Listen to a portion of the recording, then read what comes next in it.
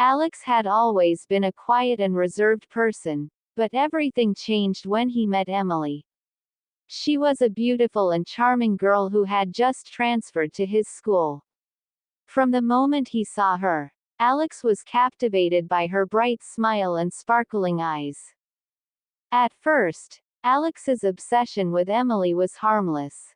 He would often find himself thinking about her, wondering what she was doing, and imagining what it would be like to be with her.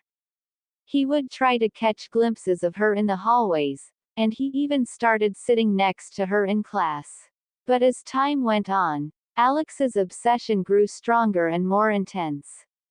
He started to show up at Emily's work, watching her from afar as she waited tables. He would follow her home, lurking in the shadows as she walked alone.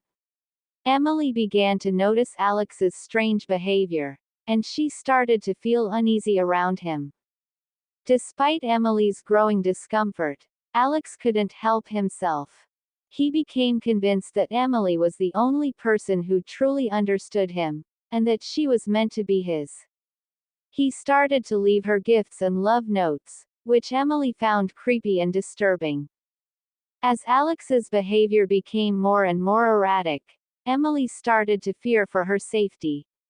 She began to avoid him at all costs, but Alex was relentless. He would show up at her doorstep, begging her to talk to him, to listen to him. Emily's friends and family grew concerned, and they urged her to get a restraining order. But Alex's obsession had reached a boiling point. He became convinced that Emily was playing hard to get, that she was just pretending to not be interested in him. He started to make threats, telling Emily that if she didn't reciprocate his feelings, he would make her regret it.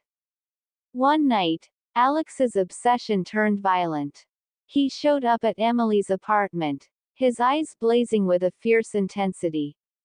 Emily, sensing danger, tried to lock the door, but Alex forced his way in.